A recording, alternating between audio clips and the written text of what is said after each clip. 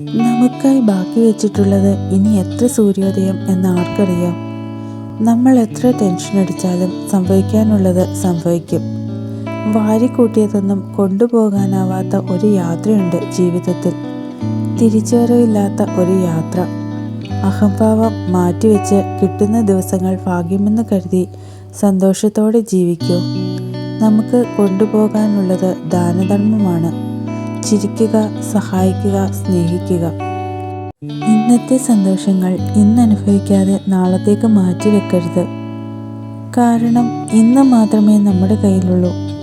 നാളെ എന്നത് ഒരു വിശ്വാസമാണ്, വെറും വിശ്വാസം മാത്രം.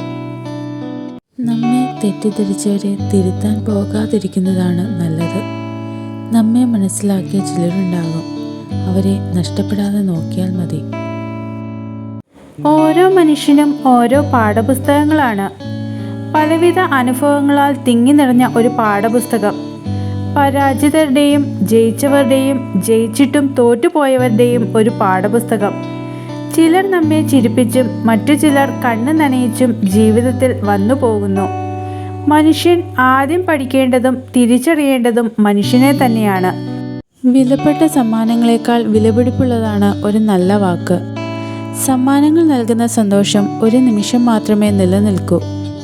എന്നാൽ ഒരു നല്ല വാക്കിന് ജീവിതകാലം മുഴുവൻ സന്തോഷം നൽകാൻ കഴിയും.